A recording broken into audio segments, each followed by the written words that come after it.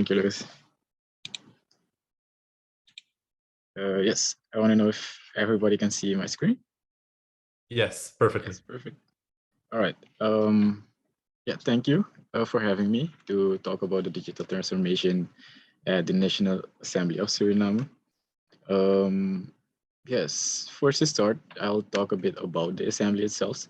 It consists of 51 members who are each elected per district to represent the citizens of the Republic. And these members are selected for the term of 5 years. The House is made up of two staffs. We have the political staff, which consists of the chair, vice chair, and other members, whose tasks are to create laws, accept petitions, or check government actions. The other part of staff is supporting on the administrative staff, which consists of clerk and other employees, and which mainly the tasks are to register documents, inform provisions, archiving, and to of course support the political staff.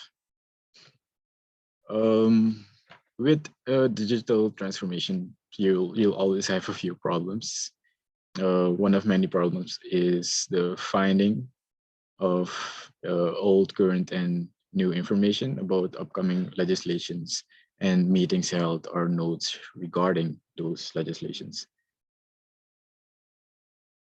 To tackle those problems, in 2015, we introduced the HCL First and Connections, formerly known as IBM First and Connections, to have actually a communication channel internally for documents and other information regarding legislations.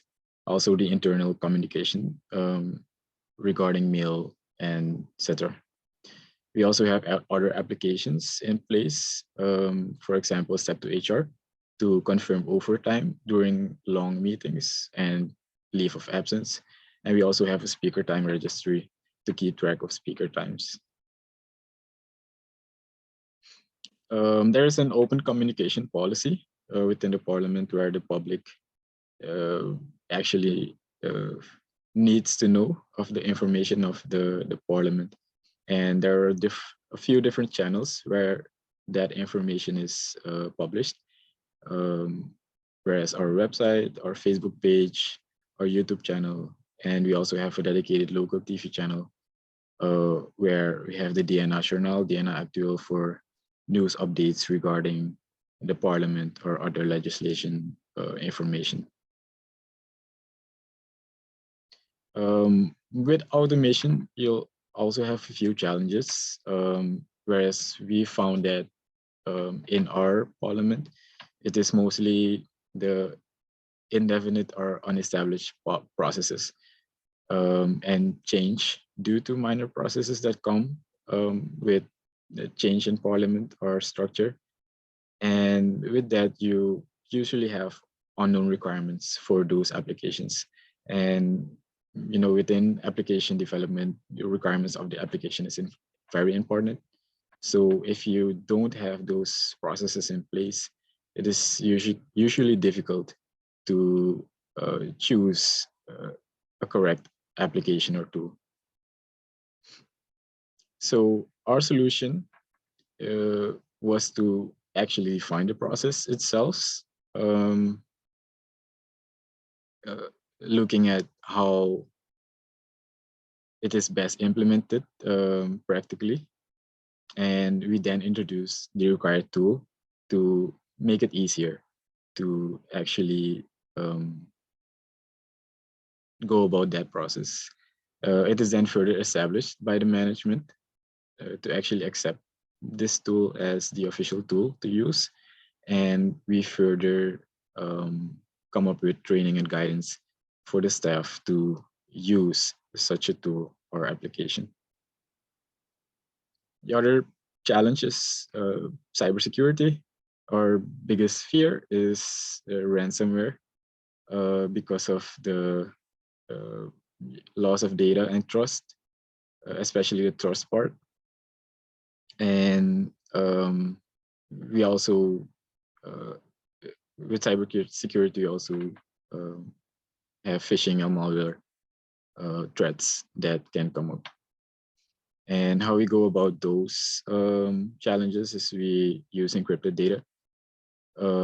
Also make a lot of backup. So in case of ransomware, we always have our own backup of that data.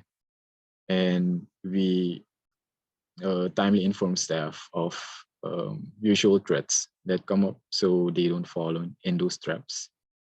Because usually the weakness in security is at the employee itself.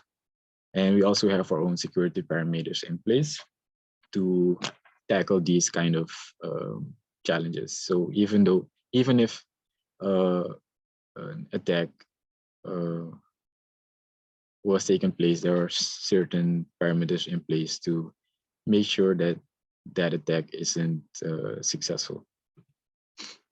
Other challenge is usually at political staff or other employee staff who are used to the old ways of doing things, and to actually get those people to use the new tools can be a hassle.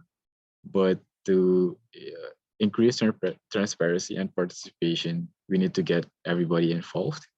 And that is by actually promoting the new ways of working and to establish that as a standard of working, and to bend the existing processes towards that new way of working and not the other way around.